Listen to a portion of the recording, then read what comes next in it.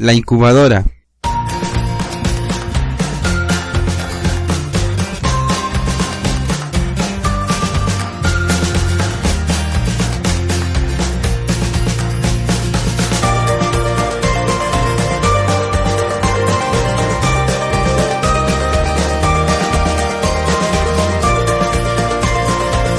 Muy buenas noches a la apreciada audiencia, bienvenido aquí a un programa más de La Incubadora con su servidor Gustavo Romero y mi amigo Alberto Mansuetti, así como también un saludo especial al director de Periodismo Sin Fronteras, Ricardo Puentes Melo.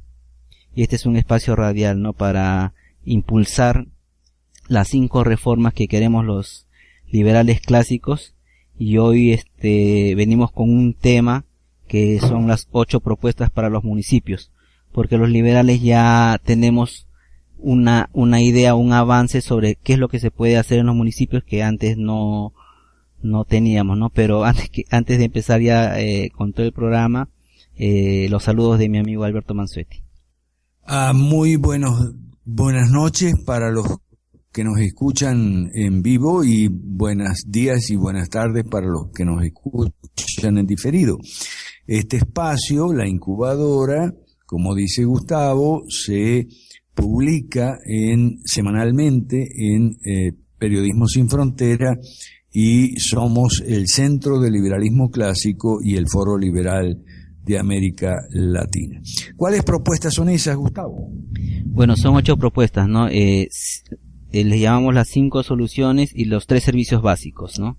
Entonces en las 5 soluciones vamos a ver el tema de vivienda y construcción, ¿no? El tema de negocios formales, el comercio informal también, el transporte público y el tránsito vehicular, ¿no? Entonces el primer punto, profe, que nos gustaría saber su opinión es qué se puede hacer, ¿no?, en cuanto a vivienda y construcción, ¿no? ¿Cuál es el problema actual y qué es lo que se puede hacer desde los municipios? Así es, Gustavo. En general, para las 8 propuestas se puede comenzar diciendo que son medidas de alivio que se pueden tomar en el orden municipal. Medidas de alivio significa lo siguiente. A ver, nosotros sabemos que hay 2 cargas enormes sobre las espaldas de la gente, de la gente en general, tanto obreros, trabajadores, amas de casa, empleados, vendedores. Y esas cargas son reglamentos absurdos y muy costosos que hay que cumplir para estar en la legalidad, e impuestos excesivos, demasiados impuestos y muy altos. Entonces, esas cargas, las principales, son a nivel nacional y no se pueden resolver a nivel municipal, porque esas cargas vienen de las leyes malas. Y si tú eres alcalde de tu ciudad o de tu pueblo o de tu sector en la metrópoli, si tú eres alcalde o alcalde metropolitano o eres regidor o miembro de consejo municipal, no puedes hacer nada con las cargas nacionales. Así es. ¿Ok? Por eso, para eso hay que derogar las leyes malas, para eso hay que ser congresista, no se puede ser alcalde o subalcalde, o vice, o intendente, como dicen en Argentina, ¿ok? Ahora bien, el problema es que desde que las leyes malas empezaron a salir a nivel nacional, con reglamentos absurdos e impuestos excesivos, o sea, hace unos 60, 70, 80 años, los municipios no solamente no han hecho nada para tratar de aligerar esas cargas, porque no pueden hacerlo, pero el problema es que han puesto más carga sobre las espaldas de la gente. Ajá, es como, ¿me entiende? Sí. O sea, entonces la gente hoy tiene una doble serie de cargas, una doble serie de reglamentos absurdos e impuestos caprichosos y excesivos. Los del orden nacional y los del orden municipal. Entonces, en el orden municipal no se puede hacer nada con los del orden nacional, pero sí se puede hacer con las cargas, o sea, reglamentos absurdos, ordenanza absurda y impuestos excesivos a nivel municipal. Ese es el tema de esta semana, que yo lo trato en mi artículo de esta semana. Usted en Periodismo Sin Fronteras están publicando todos mis artículos. usted lo puede buscar en Google si usted quiere. Entonces el primero se refiere a la vivienda y construcción. Ajá. Sí. Bueno, ahí por ejemplo yo, acá en mi distrito, en Villa María del Triunfo, había unos problemas de terrenos, ¿no? Que eran, dice, de la municipalidad, o eran del Estado. Parece que eran de la municipalidad, entonces había un grupo de personas que estaba invadiendo, que estaba metiéndose, y al final le dijeron que sí le iban a vender, no sé qué problema, y al final no se dio. Pero hubo una trifulca, claro, esos son los conflictos que se originan por esas leyes, ¿no? Entonces, por ejemplo, ahí la municipalidad tendría la capacidad de ¿no? Me parece a mí, o no sé cómo será, de otorgarles, ¿no? Ya ustedes quieren vivir acá, vivan, ¿no? Y no les, sin ponerles trabas ni impedimentos, ¿no? Creo yo, no sé hasta dónde se podrá la municipalidad al menos destrabar eso que la municipalidad no les dejó vivir ahí, en ese determinado territorio cerca acá a mi casa. Así es. Bueno, ese es un problema muy común en América Latina. Los municipios son propietarios de terrenos, en algunos casos muy extensos, tierras baldías, las ciudades van creciendo, entonces la gente lo que hace es invadir esos terrenos. La municipalidad lo que tendría que hacer, esos terrenos no son para la municipalidad, esos terrenos son, bueno, sacando una parte, digamos, que tiene que ser para vías públicas, para parques y paseos, puede ser, ok, está bien, plaza y esa cosa, tiene que enajenar, es decir, tiene que privatizar, pero de una manera ordenada, no como se hace hoy en día en muchos casos, de una manera desordenada. O sea, ¿qué quiere decir? ¿Qué es lo que hacen? Hacen lo siguiente, espera que la gente invada. Entonces, cuando la gente invada, va un populista ahí, como diría Gloria Álvarez, ¿no? Un populista de hacer campaña electoral y dice que le van a dar títulos, pero no, o no les dan nunca títulos, o les dan títulos precarios, ¿ok? Y entonces, o no hay ordenamiento territorial, muchas veces no hay infraestructura para servicio también, ese es el punto. Eso vamos a hablar más tarde. Yeah. Entonces, es un proceso caótico y muchas veces conflictivo, la más de las veces conflictivo. Pero ¿qué pasa? Que a río revuelto ganancia pescadores, como dice. ¿Y quiénes son los pescadores? Los pescadores. No. Los ríos revueltos, ganancia de pecadores, ¿no? Claro, ahí están los populistas, como diría Gloria Alba. Entonces, ese es un problema muy común. Y otro problema que también se puede y se debe resolver es el tema de que construir, ampliar o reformar tu vivienda hoy en día es imposible en muchos casos. Sí. Y en otros casos implica un largo y costoso calvario burocrático, ¿ok? Y eso puede y debe cambiar, ¿no es así, Gustavo? Sí, no permiten reparar, ¿no? Pero eso está, acá en el Perú está mezclado con el Ministerio de Cultura, ¿no? O sea, si son casas antiguas, casonas antiguas, no, hay que cuidar la cultura, si no se pierde la historia, etcétera. Entonces, ahí, ¿hasta dónde puede avanzar? Esas son preguntas, ¿no? Que yo me estoy haciendo. ¿Hasta dónde puede avanzar la municipalidad y no? Bueno, no, pero es que en otros países, se aplica en el orden municipal, porque ahí hay que distinguir, el orden municipal y el orden nacional son muy diferentes, ¿okay? Tienen muchas características distintivas. En el orden municipal puede funcionar muy bien un referéndum, y en muchos países se practica. Si hay una casona vieja que tiene, en fin, cierto recuerdo histórico, porque y valor arquitectónico y demás, bueno, entonces no son solamente los arquitectos los que tienen que decidir, los planificadores. Se puede llamar a la gente a ver qué opina, y no es necesario que venga toda la ciudad a opinar, puede opinar los de ese sector, los de ese distrito, si prefiere que hoy en día con los medios electrónicos se puede hacer un referéndum, pero tranquilamente, fácilmente, y en muchas ciudades se hace. Sí. Esas son soluciones de democracia directa, donde cabe la democracia directa, que es en el orden municipal. Nosotros nos oponemos mucho a intentos de ejercicio de democracia directa en el orden nacional. Pero una de las características propias del orden municipal es que es mucho más factible ensayar instrumentos de democracia directa como un referéndum consultivo, por ejemplo, para un edificio histórico, que en el orden nacional. El orden nacional ya es más complicado. Es una de las cosas contradictorias, ¿no? En el estatismo, porque, o sea, ahí sí no vale la opinión de las minorías, ¿no? Porque es una minoría interesada en su bienestar, que es su barrio, sus casas, y quieren mejorar sus casas porque están a veces hasta con la cañería rota y no pueden repararla porque tocan el patrimonio cultural según el Ministerio de Cultura, ¿no? Entonces, esa minoría sí necesita ser atendida y necesita ser suplida la necesidad de sus casas, pero no salen unas leyes tan absurdas.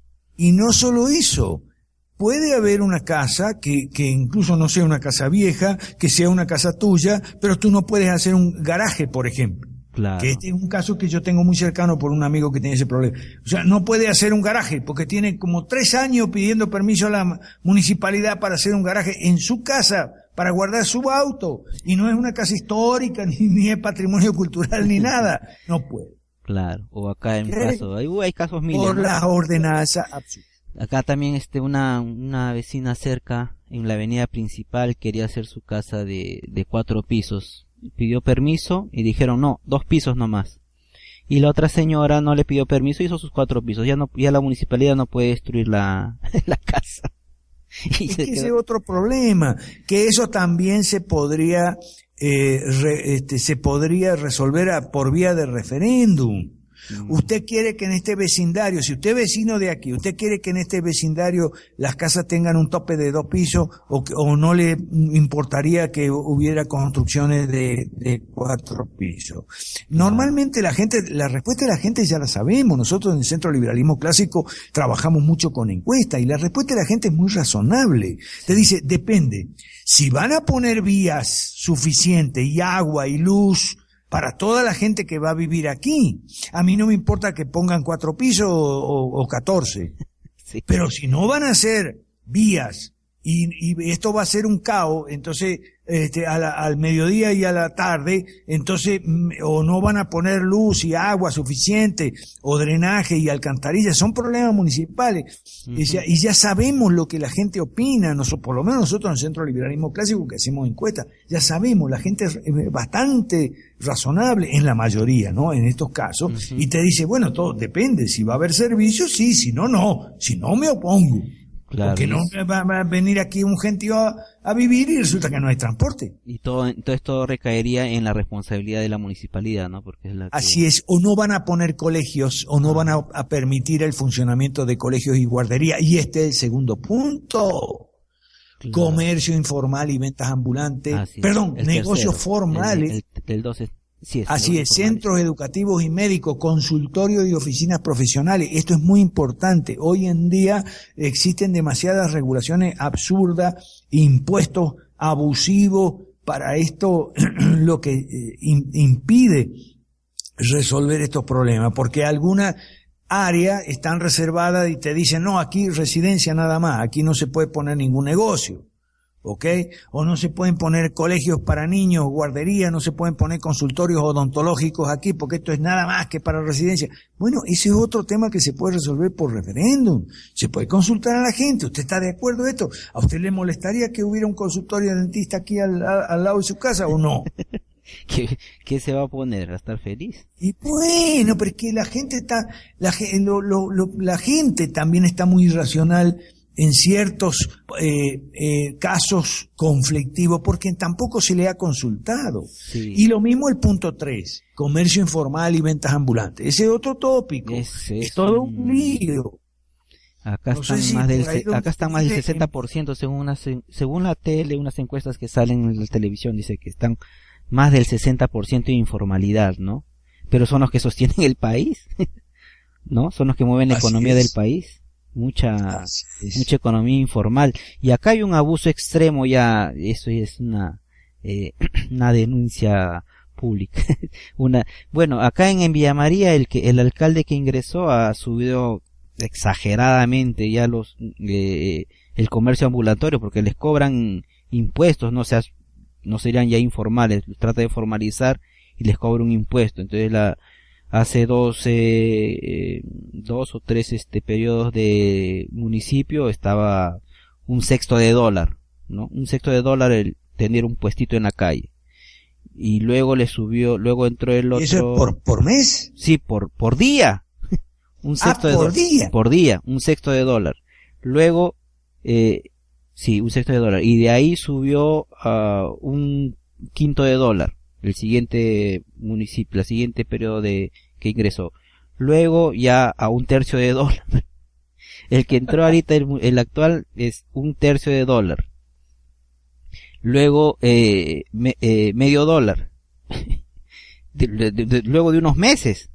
Y ahora le está pidiendo ya mensual, algo de $30, creo. $30 mensuales. ¿No? $30 mensuales, sí. Bueno, y eso... qué abuso, un poquito más todavía creo, por ahí nomás está. Y aparte de matrícula, porque tiene que pagar como otros $40 creo de matrícula anual. Qué abuso, ¿cómo puede hacer eso al pueblo que bueno, hicieron una huelga y todo eso? Bueno, no hicieron una huelga, claro, sí hicieron una huelga. Los mercados privados, los que están ya totalmente formalizados, ellos se unieron al comercio ambulatorio e hicieron una marcha en contra del municipio, ¿no? Pero igual no el municipio no ha retrocedido, ¿no? Creo yo, ¿no? Hasta ahí ya no sé, pero hizo su marcha. Ahí yo comencé a repartir volantes también. Okay, acerca del beneficio del comercio informal, ¿no? Como ellos no son, los informales no son gente mala ni delincuente, ¿no? Sino las leyes son las malas, ¿no? Las que perjudican. Dictadas muchas veces por delincuentes. Sí, sí, es cierto. Entonces, porque hay que ser delincuente, hay que ser muy malo abusos, para hacer eso. Estos abusos tienen un nombre, se llaman parasitismo, porque la pregunta es, tan elevados impuestos y tasas que cobran los municipios, se devuelven el servicio. O sea, hay transporte público, por ejemplo, y por transporte público yo no me voy a referir al transporte estatal, es el punto 4. Ya. Estamos en la edición del programa La Incubadora, Gustavo Romero y Alberto Mansuetti, Centro de Liberalismo Clásico, Foro Liberal de América Latina. El programa La Incubadora se transmite semanalmente. Y en la edición de hoy estamos comentando uno de mis artículos que se llama 8 propuestas para los municipios. Para los municipios. Usted lo puede consultar en Periodismo Sin Frontera o en otros medios que también publica. Okay. A lo que vamos, por ejemplo, punto 4 y 5. Cuando hablamos de transporte público no queremos decir transporte estatal, sino transporte para el público. Así es. Y eso incluye taxis, incluye medios privados de transporte, o sea, autobuses de compañías privadas o camionetas o llámele como se llame. Transporte público, ese es el punto 4, porque hay demasiado impuesto, demasiado licencia, demasiado permiso. Hoy en día hay regulaciones excesivas, muchas de ellas irracionales que habría que derogar cuando son incorregibles, o habría que corregir, es decir, enmendar, o derogar parcialmente cuando son irracionales solo en parte, que en muchos casos lo hay. Y el número 5, tránsito vehicular y peatonal, también lo mismo. O sea, estamos hablando de medidas. Si tú quieres ser alcalde, ahora hablamos a la audiencia, ¿te gustaría ser alcalde de tu pueblo, o de tu ciudad? Bueno, o del sector donde vives en la metrópoli. En América Latina hay una cantidad enorme de gente que podría estar de acuerdo con el liberalismo clásico, pero no quiere, no puede, o no le gusta, o no se siente capacitado para ser congresista a nivel nacional. Pero sí se siente con suficientes aptitudes de liderazgo y demás como para ser alcalde de su pueblo y hacer campaña electoral, ser candidato. ¿Ok? Entonces, para ellos estamos aquí con las 8 propuestas, 5 soluciones que le llamamos, y 3 servicios básicos. Las 5 soluciones son medidas que pueden ser tomadas en el corto plazo. Ahí los que les gustan de hablar de los primeros 100 días de gobierno para un alcalde, para los primeros 100 días de gobierno, hay algunas medidas que se pueden tomar, sí, cómo no.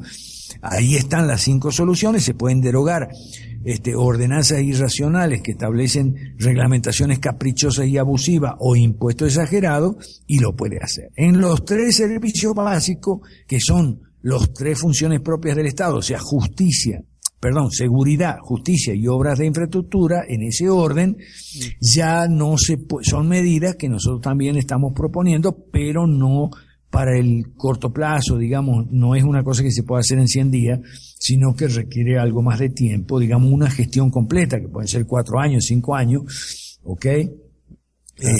Para lo que es el orden de las funciones propias del Estado a nivel municipal, que son 3: seguridad, justicia e infraestructura. ¿Okay?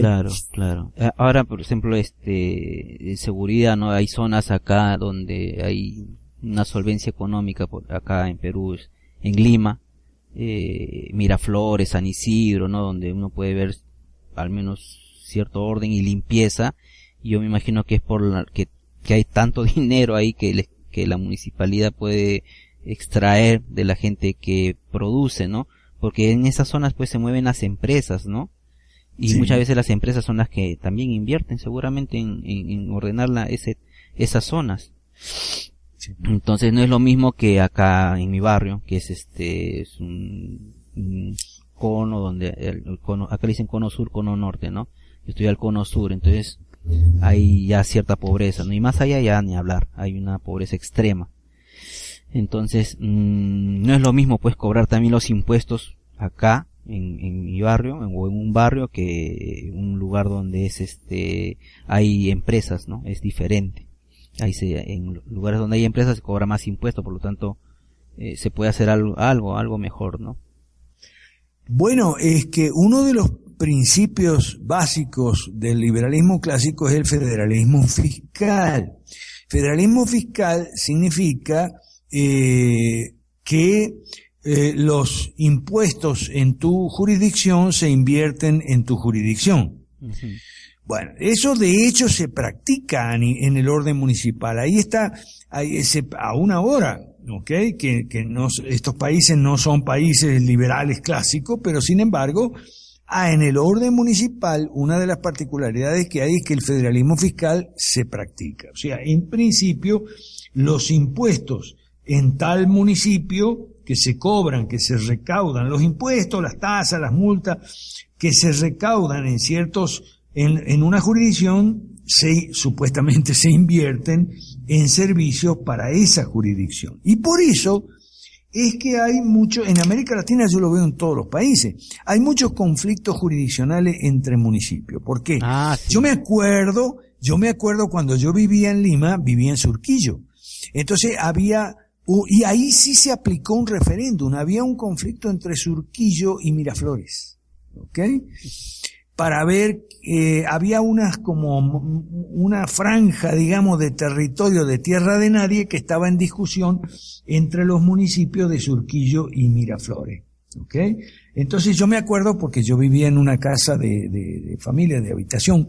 Entonces la gente ahí decía que iba a votar en el referéndum que querían seguir siendo de Surquillo. ¿Por qué? Porque en Miraflores los impuestos son más altos, pues. Claro, los impuestos son más altos, exacto, no es lo mismo. Los conos y aparte que hay pues empresas, ¿no? Acá no hay empresas, acá hay tiendas, hay comercio y mercados, pero no hay grandes empresas, pues no está Telefónica, etcétera, o empresas que hacen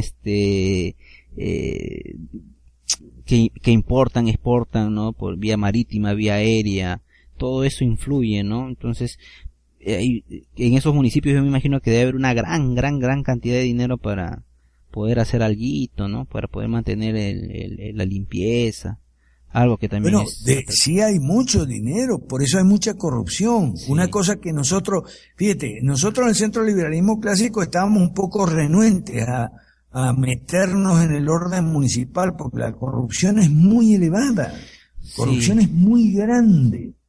¿Okay? Sí. Pero bueno, hemos dado un paso adelante ahí y hemos sacado este programa que le llamamos 8 propuestas al orden municipal, donde el tema de la corrupción está presente. O sea, en los 3 servicios básicos, donde tratamos el tema de la corrupción.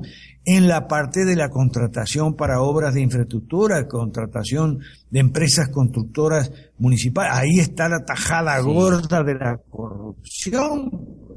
Okay. Por eso entonces nosotros lo tratamos ahí en ese punto, después de seguridad y justicia. Lo dejamos para lo último porque es muy importante. El tema de la corrupción a nivel municipal era el principal impedimento que nosotros teníamos para meternos en este tema. ¿Recuerdas, Gustavo? Sí, porque era uno que uno desde ahí no puede, o sea, el tema para la corrupción es cambiar el sistema, ¿no? Un sistema estatista, un sistema liberal clásico. Y eso se hace derogando las leyes, que eso es una gran ayuda, y impulsando las 5 reformas. Y en los municipios desde ahí no se podía, pues tienes que ser en el Congreso, ¿no? Y bueno, por eso estábamos, como usted dice, renuentes, ¿no? Ahora lo que sí me gustaría a mí que nos expliques acerca de la justicia de paz, ¿no? ¿En qué se basa, qué se hace desde la municipalidad? ¿Cuáles son los pleitos que se pueden solucionar a nivel municipal, o las injusticias que se pueden solucionar a nivel municipal? Eso existe ahora, ¿ok? Ya. Eso existe ahora. Lo que pasa es que está muy politizado por el tema de la violencia doméstica contra la mujer y tal. Está muy despolitizado está muy politizado. Habría que despolitizar y desideologizar. Pero eso existe ahora en muchos municipios en América Latina, los tribunales conciliatorios o los jueces conciliatorios. Eso existe, ¿ok? Sí. En algunos casos incluso hasta funciona bien, porque lo han puesto los abogados porque tenemos en América Latina el sobrepoblamiento de los tribunales. O sea, los tribunales no dan abasto.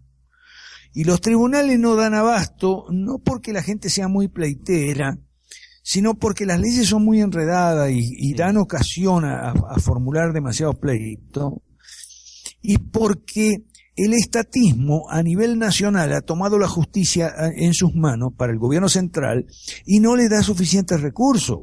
Porque el estatismo tiene otras prioridades. El estatismo siempre le dice, por ejemplo, que la educación y la salud son la prioridad. Pero resulta que por eso la justicia y los tribunales están corrompidos, y si no están corrompidos no dan abasto, porque tienen muy pocos empleados y muy pocos jueces y funcionarios para cumplir con toda la cantidad de expedientes que tienen, ¿ok? Incluso tenemos en América Latina los juzgados que se inundan los expedientes y se mojan. O sea, cosas horrorosas que uno ve. O, por ejemplo, en Maracaibo los tribunales, las colas para subir el ascensor, porque hay un solo ascensor para 900 abogados que van todos los días. Entonces tienen que hacer horas de cola para subir al ascensor. Es un desastre todo. Sí. ¿Okay? Entonces han buscado desde hace ya varios años, hace como 10, 20 años que han buscado instaurar la justicia, este tipo de justicia, que no es una justicia estricta según las leyes, sino es más bien según la equidad, funciona con más o menos apego a las leyes vigentes, porque es que le tienen que buscar las leyes son tan malas que hay que buscarle la vuelta para evadirla. Esa es una realidad, y uno cuando investiga estos temas, se informa, se involucra en proyectos de reforma, tiene que tomar en consideración todo esto hecho. Entonces, en algunos casos existe y funciona bien, yo lo he visto. Pero son casos extraordinarios, ¿no? Son casos excepcionales.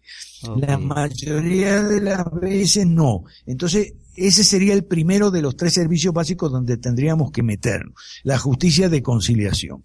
Y el segundo, la justicia. Y el primero, la seguridad. No, ese es otro tema. La seguridad para el estatismo no es prioritaria, y eso hay que tomarlo en consideración, porque el estatismo tiene la equivocada idea de que hay que invertir en maestros antes que en policías y en jueces antes que en armas para la policía. Esa es una idea muy equivocada, es una idea progre que el progresismo ha tomado del positivismo del siglo XIX. O sea, nosotros tenemos no solamente leyes antiguas, sino ideas antiquísimas basadas en ideas antiguas equivocadas, que no es tan equivocada por ser antigua. O sea, eso no tiene nada que ver. O sea, no es que lo antiguo sea todo malo y lo nuevo sea todo bueno. No. Mire, aquí hay que tener mucho criterio y mucho discernimiento, como dirían los evangélicos.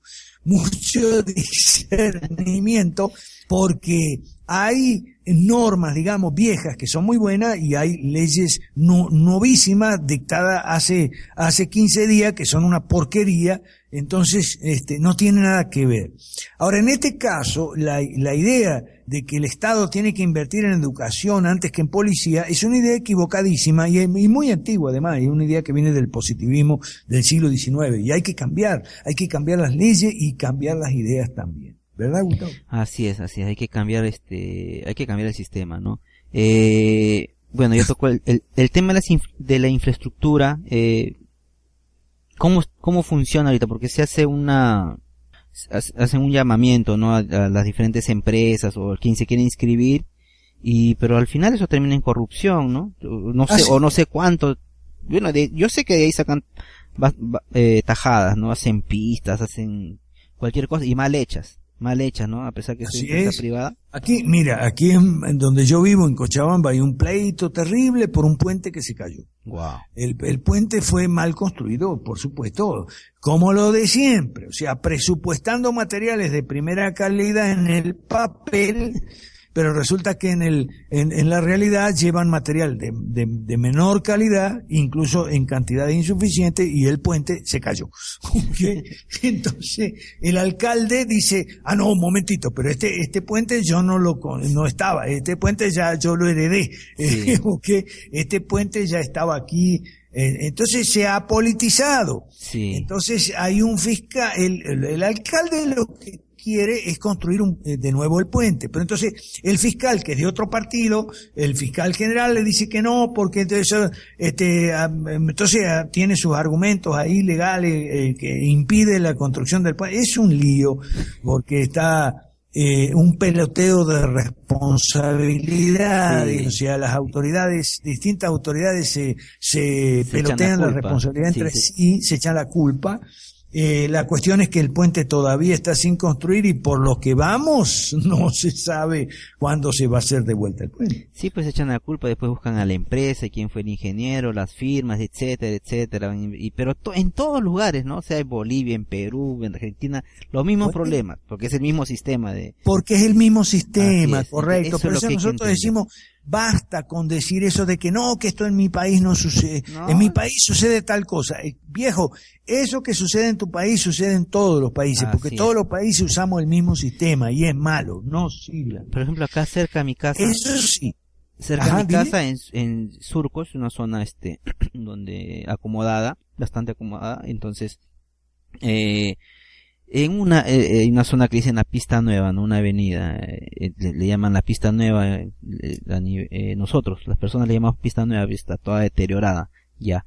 Y ahí han como más de un año han reparado una partecita para hacer un subterráneo, ¿no? Una parte, un bypass, un puente, en algo que es delgado, donde se forma un tráfico grande,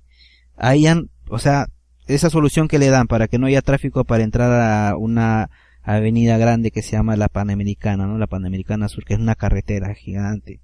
Entonces, o amplia, bien amplia. Entonces, han reducido una parte y para hacer el bypass, y eso se va a hacer más tráfico. O sea, ahí no hay solución, pero cuánto se han demorado y cuánta plata habrán derrochado, y no van a solucionar nada. Pues el tráfico va a existir, al lugar de hacer una verdadera obra, no lo hacen, pero sí malgastan el dinero, ¿no? Qué bueno que mencionas el derroche y el malgasto, el despilfarro, porque no todo se va en corrupción, ¿ok?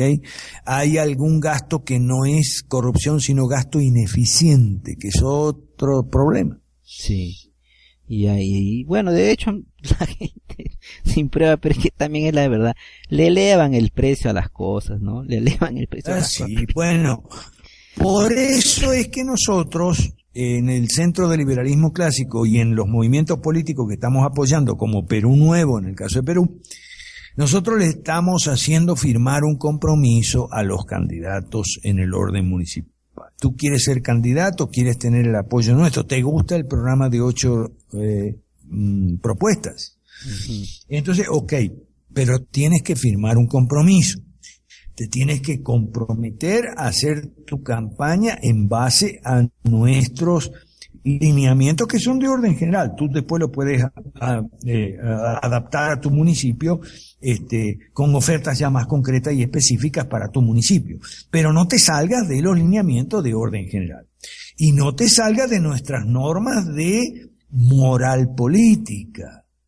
Uh-huh. Y la primera norma del Código de Ética del Centro de Liberalismo Clásico para los candidatos es no mentir.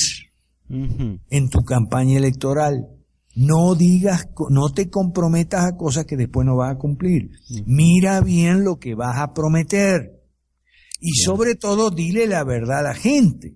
Claro. Y aprovecha estratégicamente el Código de Ética. O sea, si tú ves que el candidato rival tuyo está mintiendo, le está prometiendo Villa y Castillo a la gente que después va a dejar insatisfecha esa demanda, tú lo denuncias, tú tienes que decir, señor, usted está mintiendo, aprovecha estratégicamente nuestro código de ética.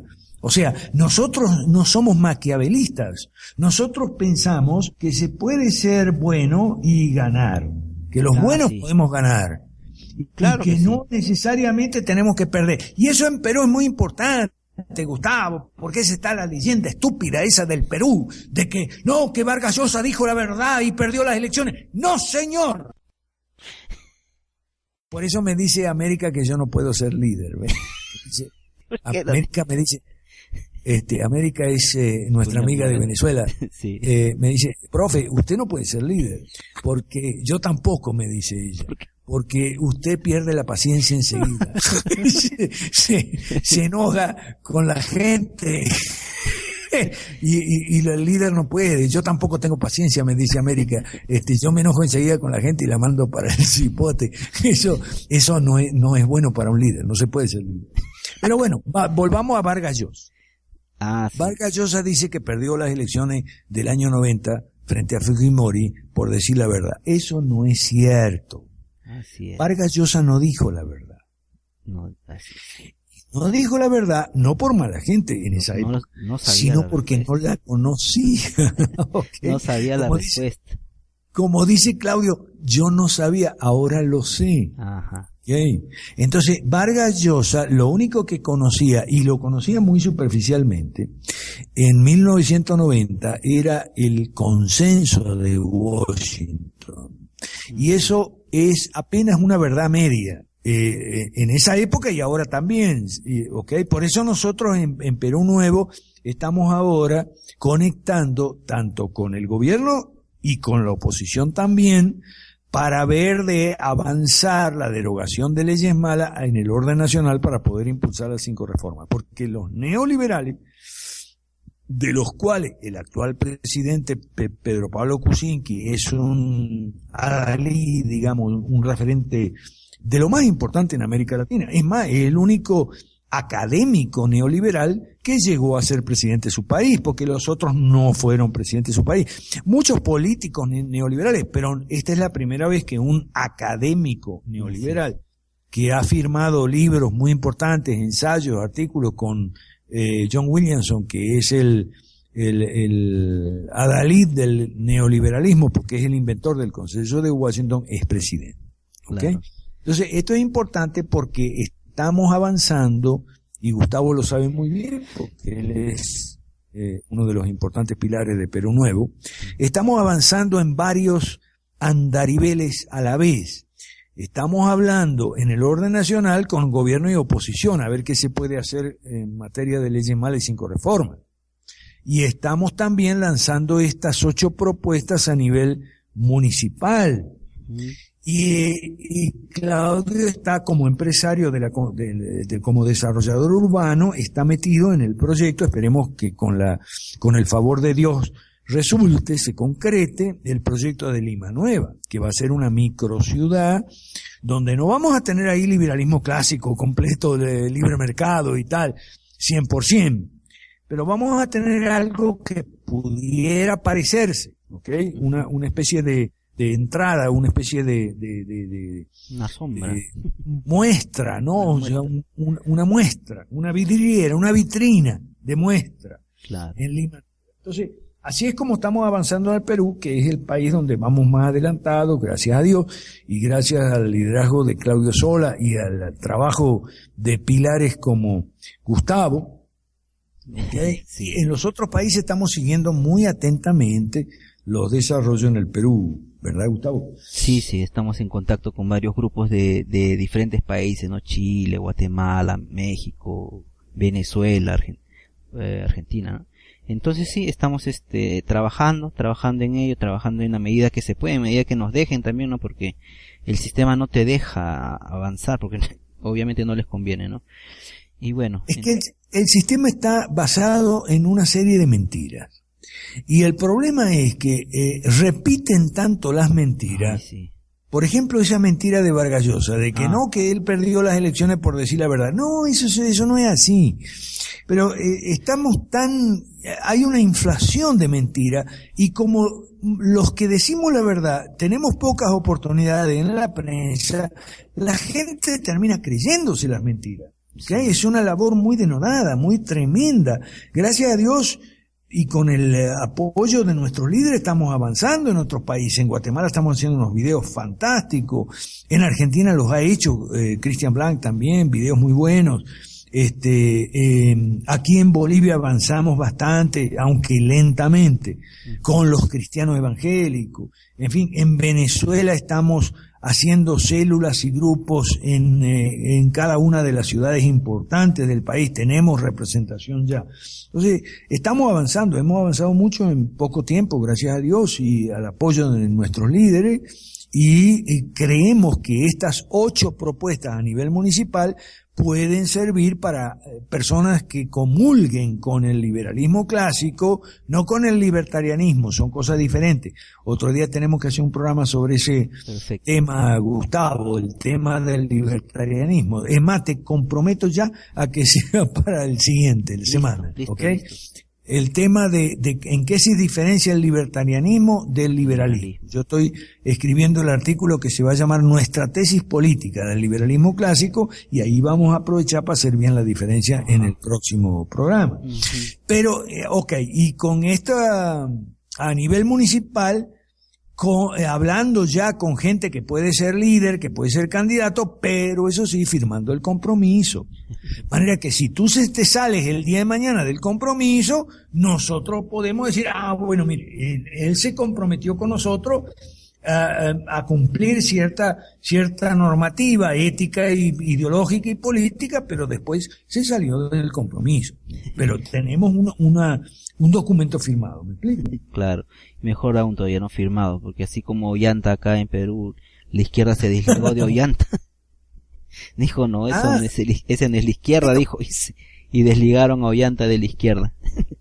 Pero es que eso pasa a todos los órdenes y en todos los países. Sí, no, yo le digo por el tema de que... y votan mal. Sí. La gente va y vota mal, vota por un pésimo candidato. ¿Y por qué? Porque era el mal menor, porque el otro era todavía peor. Muy bien. Y resulta que al mes o a los 2 meses ya es evidente que ese candidato no va a poder cumplir todo lo que prometió, ¿ok? Y que muchas veces toma un rumbo diferente a lo que la gente que lo votó pensaba que iba a tomar. Entonces quiere el referéndum revocatorio para sacarlo de ahí. No, viejo, no. Ese es un problema que hay que resolver con buenos candidatos. Claro. Okay. Pero profe, y eso se aplica también en el orden municipal. Ajá, dime. No, pero hay que decir, no hay que aclarar que no lo cumple porque no se puede. O sea, lo que ellos prometen es imposible de hacer, como Pedro Pablo Kuczynski, que ha prometido una educación de calidad, a nivel de todo a nivel nacional, ¿no? Y eso jamás no lo ha hecho ni un estatista ni lo va a hacer. ¿Por qué? Porque es imposible de hacer. Son promesas no se puede, no debería prometerse eso, ¿no? Que el Estado se haga cargo de la educación, de la salud. Pero es que ahí tenemos otra gran mentira. Yo estoy viendo en el Perú y en Argentina también está pasando. Cuando alguien recuerda alguna promesa de campaña del candidato que ganó, o alguna declaración de campaña del candidato que ganó, entonces los periodistas, que estos son otros, los periodistas, qué plaga, con perdón de Ricardo que no está escuchando, no, hay periodistas buenísimos, ¿ok? Periodismo sin fronteras. Como los abogados, ¿no? Pero los periodistas malos, que son lamentablemente la mayoría, agarran y dicen lo siguiente: no, pero eso fue en la campaña electoral, y ya sabemos que en la campaña electoral hay que mentir, pero sí. ¿Pero de qué estamos hablando? Entonces estamos hablando, ¿y para qué gastan tanta plata en campaña? O sea, son mentiras muy costosas, porque resulta que cuando tú divides lo que se ha gastado para un candidato X en campaña electoral por el número de votos que sacó, resulta que en América Latina hay votos carísimos. Hay votos que cuestan $30, 50 y hasta $100. Wow. ¿Ok? Entonces, o sea, gastar $100 por voto para que te digan mentira. Y uno, por favor, no, estamos mal en América Latina, estamos mal. Profe, me gustaría tocar de nuevo el tema de Vargas Llosa para que quede claro, ¿no? Él dijo que que iba a haber un shock económico, y nosotros estábamos lo que le decían acá una hiperinflación, ¿no? Y a cada rato con Alan García del 85 al 90 había unas subidas de precios increíbles en los productos, y no solamente una subida, sino una escasez. Y Vargas Llosa dijo que tenía que haber un shock, iban a subir los precios, pero una sola vez, una subida, un shock económico, y en lo cual la gente estaba asustada, ¿no? Porque a cada rato habían esos shocks económicos, y él decía, va a haber un shock económico. Bueno, y Fujimori dijo que no iba a haber. Al final ganó Fujimori, y hubo el shock económico, y se arregló también el problema económico. Y entonces era inevitable, ¿no? Entonces Okay. Dime. No, eso quería aclarar, ¿no? Lo de Vargas Llosa, que cuál era el que la gente dice que él no mintió, y es cierto, no mintió en el decir que no había shock, pero cuando la gente reaccionó es que había la otra opción, que era el japonés, encima era japonés. Entonces acá los peruanos, Japón, la tecnología y todo eso estaba muy esperanzada en Alberto Fujimori, y él dijo que no iba a haber shock, y al final él ganó, pero hubo shock, ¿no? Y hubo reformas también que hicieron bien al país. Y bueno, lo malo que es estatista es, ¿no? Y también se corrompió. Gracias por la aclaración. Es muy importante porque en esa época y ahora también hay en América Latina mucha confusión. El consenso de Washington requiere un shock con subas de precio y tal y que yo, pero esa no es la única opción. Y los mismos neoliberales, empezando por John Williamson y Pedro Pablo Kuczynski, en el libro del año 2003, donde escribieron todos los neoliberales, ellos mismos dicen que las medidas de equilibrio para restablecer los equilibrios macroeconómicos eran necesarias, pero no suficientes, que había que haber hecho reformas, mejor dicho, decían en 2003, hay que hacer reformas. Pero de eso pasaron 13 años, estamos en 2016 y las reformas no se han hecho. Entonces eso es lo que nosotros estamos aprovechando ahora, la oportunidad, estamos tratando de aprovechar la oportunidad de que Kuczynski es presidente para decirle, bueno, ¿y la reforma para cuándo? ¿Ok? Entonces, y es más, si leemos bien el libro de Kuczynski con John Williamson, ellos no hablan de las 5 reformas de nosotros, pero sí apuntan a los 5 sectores que nosotros apuntamos. Apuntamos al sector número 1, que es la parte de gobierno, política, y eso tiene que ver con impuestos, servicios, etc. A número 2, economía. pero economía micro, o sea, la economía de la gente, reducir las leyes antieconómicas. Número 3, educación, ¿ok? Pero a educación privada y con voucher, en el caso nuestro. Esas son las 5 reformas de nosotros. Y el mismo se aplica en la medicina, que es el número 4, y en las jubilaciones y pensiones, que es el número 5. Ahora bien, seguramente los neoliberales no van a aceptar nuestras 5 reformas, pero sí van a aceptar, y sí han aceptado, que esos 5 son los sectores críticos. En eso estamos de acuerdo. Uh-huh. Estamos plenamente de acuerdo. La coincidencia es total en que esos son los 5 sectores críticos sobre los que hay que actuar. Ahora, ¿hasta dónde? ¿Hasta dónde introducimos los mecanismos de mercado, como dicen ellos? ¿Hasta dónde reemplazamos al Estado o le reducimos a su rol subsidiario, como dicen los socialcristianos? Okay. ¿Hasta dónde rebajamos burocracia, impuestos, etcétera? ¿Hasta dónde recortamos gasto fiscal? ¿Hasta dónde avanzamos en política monetaria? ¿Suprimimos el Banco Central o no? Nosotros somos radicales, no le mentimos a nadie. ¿Ok? Nosotros queremos ir hasta el fondo, sin mentirle a nadie. ¿Ok? A ellos no. Ellos son más moderados, por decirlo. Bueno, eso habrá que... Entonces, se planteará una discusión, ¿ok? Donde la verdad saldrá a relucir.